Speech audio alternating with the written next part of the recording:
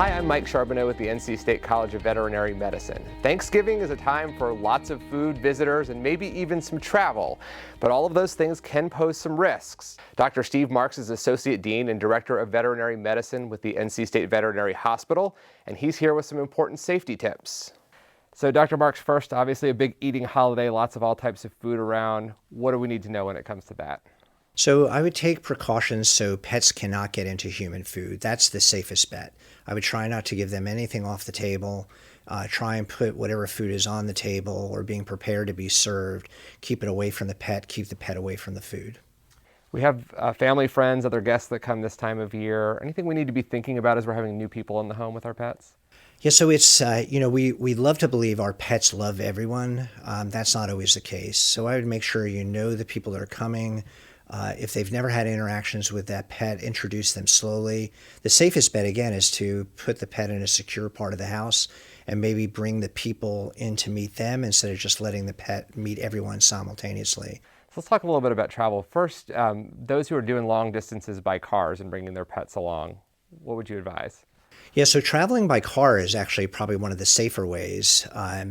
Just again, it's good to do a trial run. Make sure your pet can travel in a car safely. Make sure they don't get motion sickness because a lot of pets do. And if they do, you can talk to your veterinarian.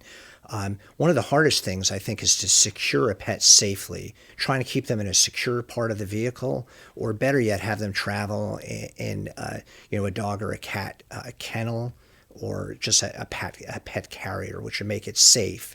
And then I would stop when you can and make sure you have leashes so you can take at least the dog out for a walk. The same way people like to stretch their legs, pets will be similar. And if you're flying somewhere, what kinds of things do you need to think about in advance with that trip? Yeah, flying right now is very challenging. I think that is something that you should consult with your veterinarian right away. The airlines have different regulations, and those regulations have changed, and they're not always consistent across all airlines. The pet needs to be healthy. They will often require a health certificate to travel to be checked in. And then you need to know where the pet will be contained when you travel. If it's a small pet in a pet carrier that can go in the cabin itself under a seat, that's different than a pet being traveling in a different area of the plane, like where, a cargo bay. If it's not possible to bring your pet along, you're thinking of boarding, are there things that people should think about before they take that route? Yeah, I think you should investigate. I would say for most people, one of the best options is to have a pet sitter come into your home. That's much less stressful for a pet to have to be removed. There's an enormous, especially in the Triangle, an enormous number of pet sitters that will come to your house, walk your dog, take care of your cat, and the pet never has to leave the home. If that's not an option for you, there's lots of boarding facilities. Some of those associated with veterinary hospitals, some are standalone boarding facilities, but I would investigate them, and not just on the internet. I would visit.